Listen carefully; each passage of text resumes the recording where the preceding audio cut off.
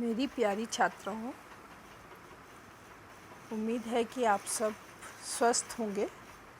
इस कोरोना काल में ई लेक्चर के माध्यम से मैं आपको सबसे पहले सिलेबस के या पाठ्यक्रम के बारे में समझाना चाहूँगी। बीए पार्ट सेकंड का पेपर फर्स्ट के बारे में मैं पहले ही फर्स्ट वीडियो में आपको समझा चुकी हूँ। अब मैं आज सेकंड पेपर की जानकारी आपको दे रही हूँ। कोशिश होगी कि आपको अच्छी लगेगी और इसकी डिटेल्स समझकर आप इसको अच्छे से पढ़ पाएंगे। इनकी किताबों को जल्दी से जल्दी परचेज़ करके और इसकी डिटेल में अपना स्व अध्ययन चालू कर देंगे। बीए पार्ट सेकंड का जो पेपर सेकंड है वो है एक्सपोर्ट पॉलिसीज़ एंड डॉक्यूमेंटेशन के ऊपर।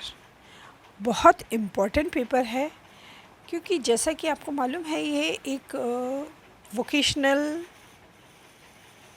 टाइप सब्जेक्ट है जिसमें कि आपको अपने पैरों पे खड़े होने, स्वावलंबी होने, इंडिपेंडेंट होने की और स्वरोजगार के अवसर तलाशने का मौका देता है। तो जब हम स्वरोजगार की बात करते हैं तो डॉक्यूमेंटेशन सही होना बहुत आवश्यक होता है। पहले मैं इसके नॉमेनक्लेचर और पेपर के मार्किंग स्कीम के बारे में समझाना चाहूँगी। पेपर सेकंड 60 मार्क्स का पेपर है। 3 घंटे का एग्ज़ाम होता है जिसमें कि 3 सेक्शंस होते हैं, section A, section B, section C. जैसा कि आपको मालूम है सभी बाकी के एग्ज़ाम्स भी इसी प्रकार होते हैं। फिर भी मैं थोड़ा सा शॉर्ट में आपको समझा देती हूँ।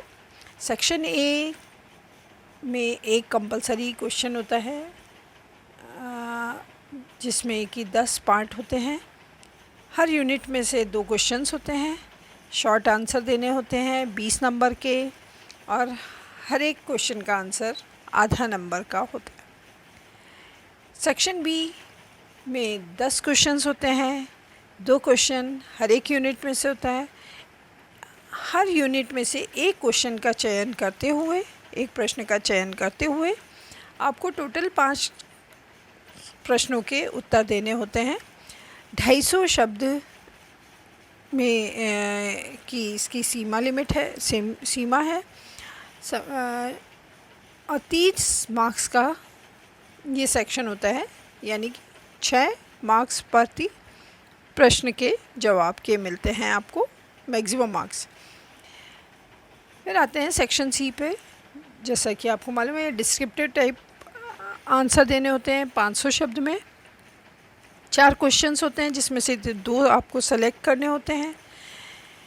प्रत्येक प्रश्न 12.5 मार्क्स का होता है। टोटल सेक्शन ये 25 मार्क्स का होता है। अब मैं आती हूँ पेपर सेकंड की विस्तृत जानकारी पे। एक्सपोर्ट पॉलिसीज़ एंड डॉक्यूमेंटेशन ये 5 यूनिट में विभाजित है। पहला यूनिट मार्केट स्ट्रक्चर, यानी कि बाज़ार का वर्गीकरण, प्रकार, मार्केट के डिमांड और उसकी पूर्ति कैसे की जाती है, डिमांड फोरकास्टिंग क्या होता है, बाज़ार का सर्वे कैसे किया जाता है तथा कॉस्ट के तत्व और मार्केटिंग प्लान को हम विस्तार से इसमें समझेंगे। फिर आते हैं हम यूनिट सेकंड पे। यूनिट सेकंड फाइनेंस से संबंधित है। फाइनेंस जिसमें हम फाइनेंस के विभिन्न स्रोत क्या हैं और वर्किंग कैपिटल क्या होता है, जिसको कि हम कार्यशील पूंजी कहते हैं। कार्यशील पूंजी के तत्व क्या हैं और उनको इफ़ेक्ट करने वाले तत्व क्या हैं। ऑपरेटिंग साइकिल क्या होती है। फाइनेंसिंग फॉरेन ट्रेड,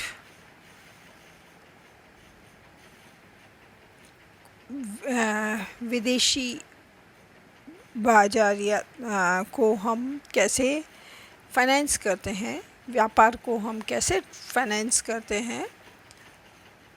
इसके अलावा विभिन्न प्रकार के bills, bill discounting, tariff, customs और इंश्योरेंस के बारे में हम विस्तार से इसमें पढ़ेंगे।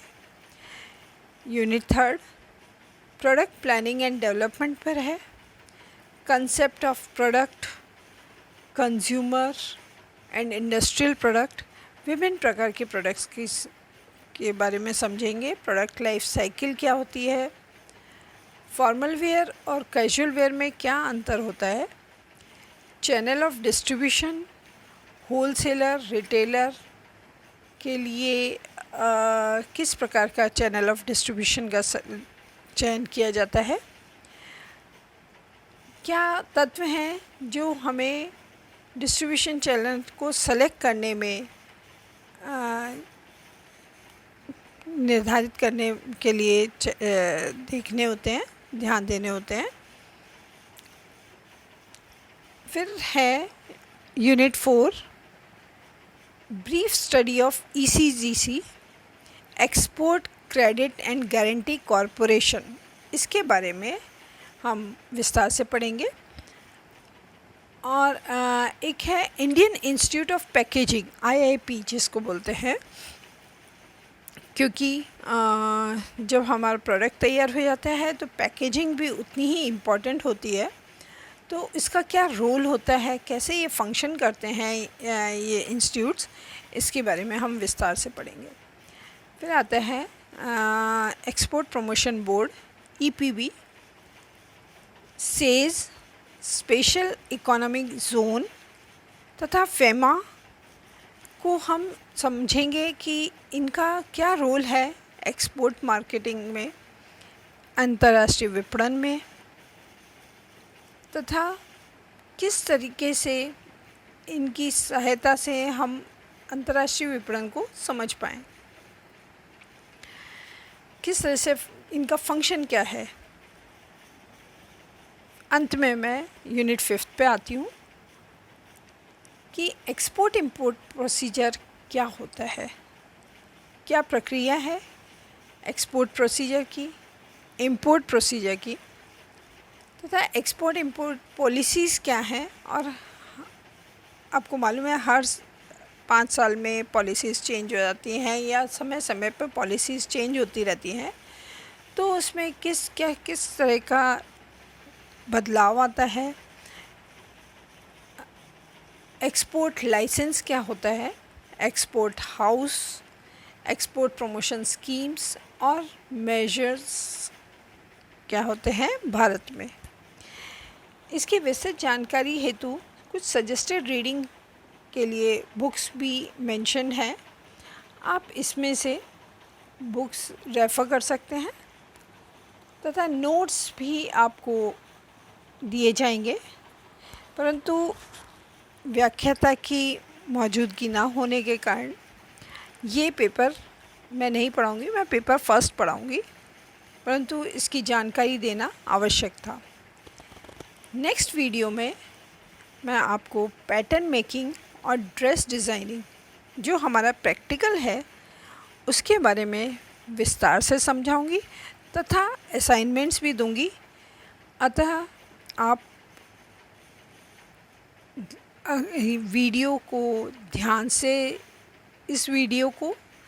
ध्यान से सुने तथा नेक्स्ट वीडियो को ज़रूर सुने और इसको चैनल को सब्सक्राइब करें ताकि आपको आगे के वीडियोस के बारे में भी जानकारी मिलती रहे तथा कमेंट बॉक्स में जाके कमेंट डालें, जिससे कि मुझे पता रहे कि हमें इसमें और क्या इम्प्रूवमेंट किए जा सकते हैं या आपको क्या अच्छा लग रहा है और क्या चीज़ें इसमें और ऐड की जा सकती है। आपकी जो भी समस्याएं हैं आप उसके बारे में भी लिख सकते हैं।